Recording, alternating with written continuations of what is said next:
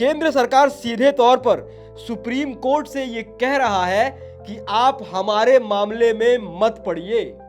संजीव खन्ना जब से chief justice of India बने हैं तब से ही सुप्रीम कोर्ट और केंद्र सरकार के बीच अलग अलग मुद्दों पर तकरार चल रहा है। चंद्रचूड़ के सीजीआई पद से हटने के बाद संजीव खन्ना पर सुप्रीम कोर्ट की इमेज को बचाने का एक तरह का प्रेशर है और बहुत सारे इंपॉर्टेंट केसेस की सुनवाई सीजीआई खन्ना के कार्यकाल में ही होना है, जिसका सीधा असर केंद्र की मोदी सरकार और बीजेपी पर होगा। इसी बीच सुप्रीम कोर्ट ने बिहार विधान परिषद के निष्कासन के फैसले को पलटते हुए आरजेडी एमएलसी की सदस्यता एक बार फिर से बहाल कर दिया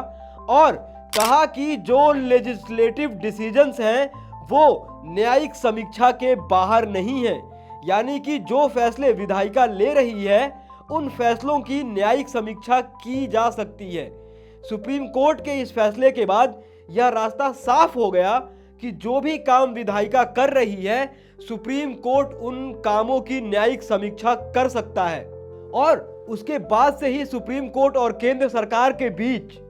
मामला गंभीर होता चला जा रहा है।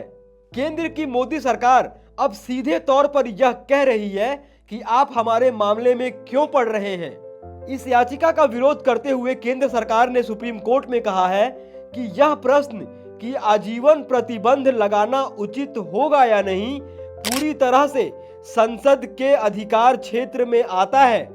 यानी कि सीधा मतलब यह है कि केंद्र की मोदी सरकार सुप्रीम कोर्ट को अपने काम से काम रखने की सलाह दे रही है